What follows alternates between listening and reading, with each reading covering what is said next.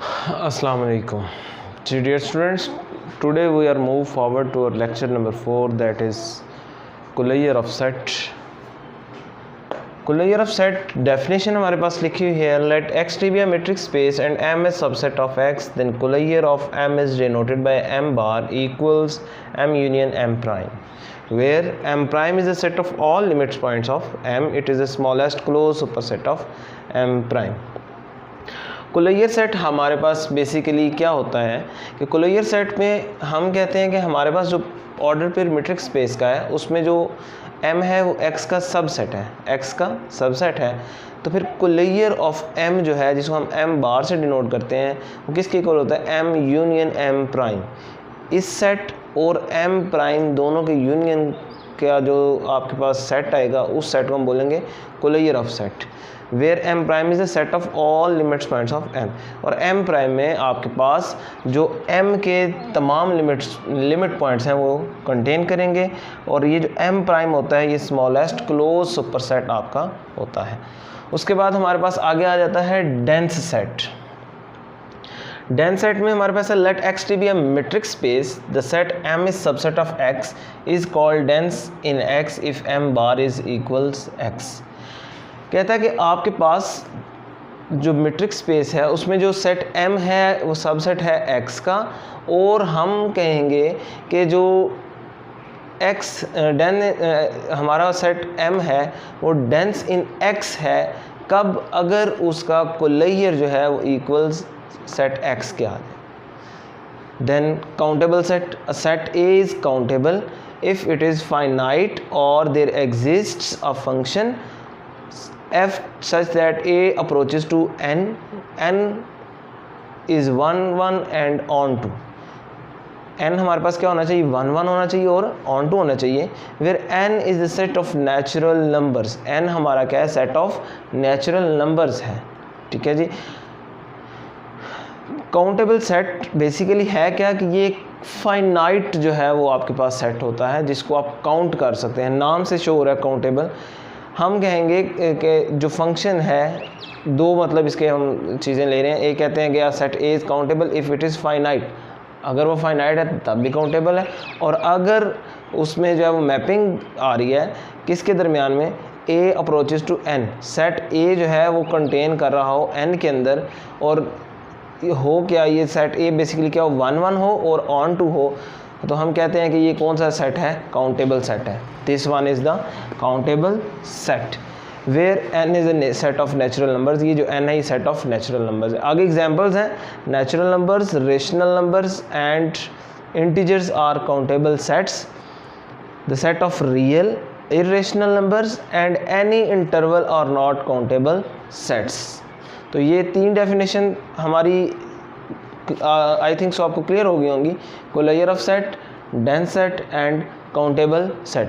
आगे हम next approach करते हैं अपनी नेक्स्ट डेफिनेशन की तरफ. हाँ जी, नेक्स्ट हमारे पास separable space. Space X is said to be separable if it contains a countable dense subsets. हमारे पास स्पेस एक्स, अब मेट्रिक स्पेस हम बात नहीं करेंगे, स्पेस की बात करेंगे. Space X is said to be separable if it contains a countable dense subsets. ऐसी स्पेस जिसमें हमारे पास काउंटेबल डेंस सबसेट्स जो हैं वो आ जाएं, उस स्पेस को हम बोलते हैं that is separable space. Example, the real line R is separable since it contains the set of rational numbers which is dense in R. देखिए हमने पीछे जो एग्जांपल दी थी उसमें हमने कहा था कि रियल नंबर्स जो हैं वो डेंस हमारे पास काउंटेबल सेट्स नहीं हैं. लेकिन अब जो डेफिनेशन है उसके अकॉर्डिंगली सेपरेबल को हम कंसिडर कर रहे हैं. तो सेपरेबल की जब बात करते हैं तो हम कह रहे हैं कि रियल लाइन R सेपरेबल कब होगी? जब उसके अंदर जो है वो रेशनल नंबर्स जो हैं set of rational numbers contain करेंगे. तो हम कहेंगे कि ये जो रेशनल नंबर्स हैं ये डेंस इन R हैं. ठीक है, तो ये जब डेंस इन R होंगे तो वो स्पेस क्या बन जाएगी? सेपरेबल स्पेस बन जाएगी. ठीक है, तो आगे इसके रेलेवेंट एक थ्योरम करते हैं. Let X T be a metric space A subset of X is dense if and only if A has non empty intersection with any open subset of A. Theorem की statement ये कहती है कि आपके पास एक metric space है जिसमें ए जो है वो सबसेट है एक्स का। हम ए को बोलेंगे कि वो डेंस कब होगा, if and only if sufficient and necessary conditions के accordingly, if and only if A has non-empty intersection with any open subset of A। कि आप A का कोई भी any open subset लें और उसका जो है सेट A के साथ इंटरसेक्शन लें तो वो नॉन एम्प्टी आए तो हम कहेंगे कि हमारे पास जो है वो A जो है वो इसके अंदर डेंस है। एज्यूम ये करते हैं that A is dense in X, हमारा A जो है वो डेंस इन X है, then A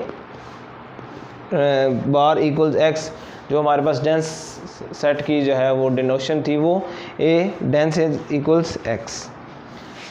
suppose there is an open set, हम सपोज करते हैं कि एक ओपन सेट है G subset of X such that A intersection G is equal to 5, कि हमारे पास G जो है वो सबसेट ऑफ X है और वो है क्या, ओपन सेट है। जब हम A इंटरसेक्शन G करेंगे जो हमारा पीछे सेट दिया गया है दिस वन इज़, उसका अगर इंटरसेक्शन G से लेते हैं तो वो इक्वल किसके आता है, 5 के। तो अगर हम कहते हैं then if X belongs to G, अब हम कहते हैं कि अगर X बिलोंग करता है G को, this implies that A intersection G minus X is equal to 5। Limit point के अकॉर्डिंगली पीछे आपने डेफिनेशन की है प्रीवियस लेक्चर्स में, which shows that X is not limit point of A। ये चीज़ शो करती है कि ये जो X है, this X is not the limit point of A.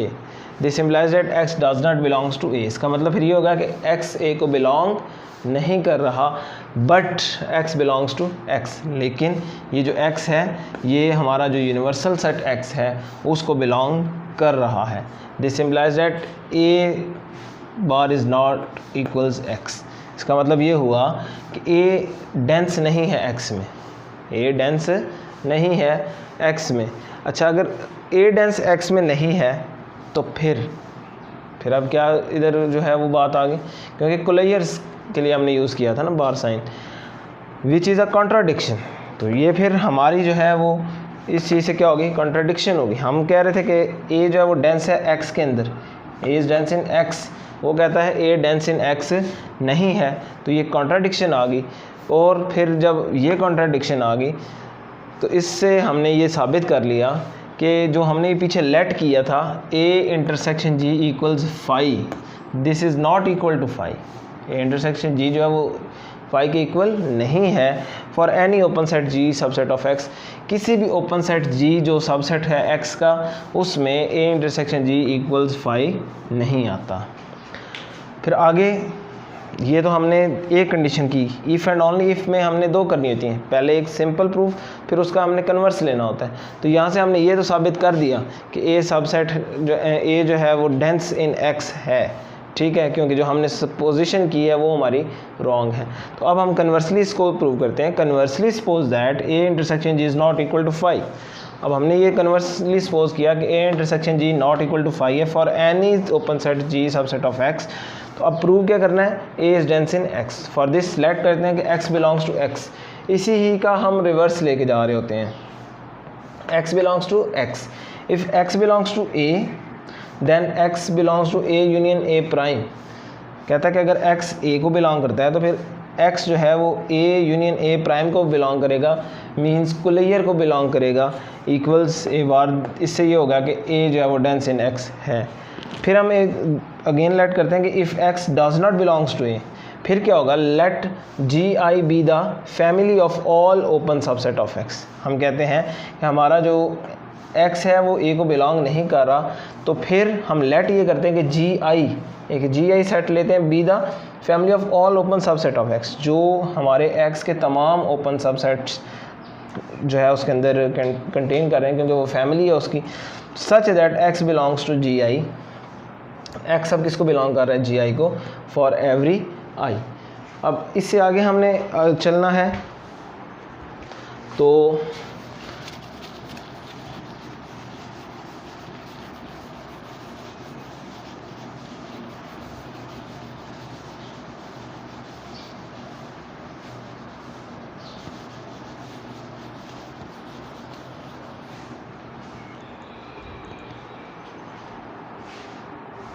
जी तो हमारे पास such that x belongs to G I for every I से आगे हमने चलना है, तो हम कहते हैं then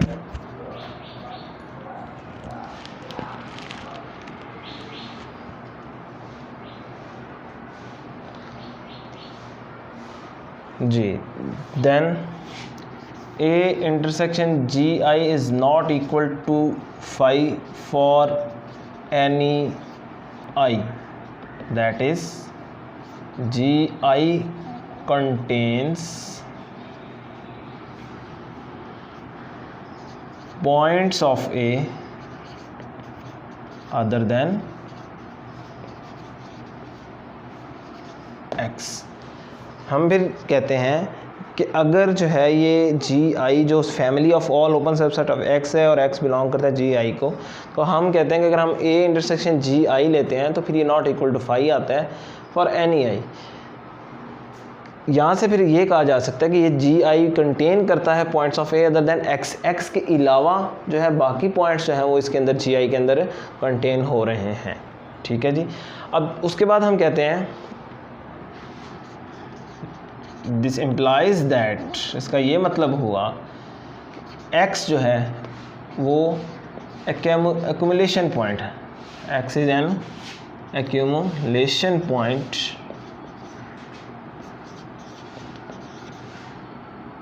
of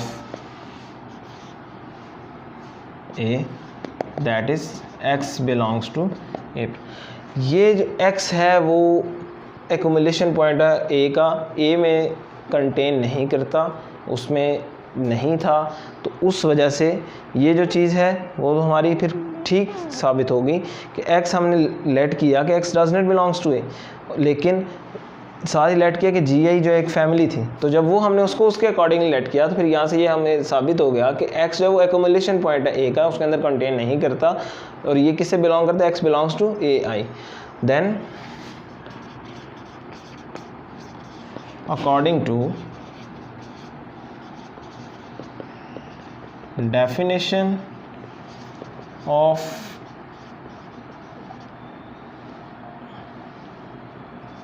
Collier set and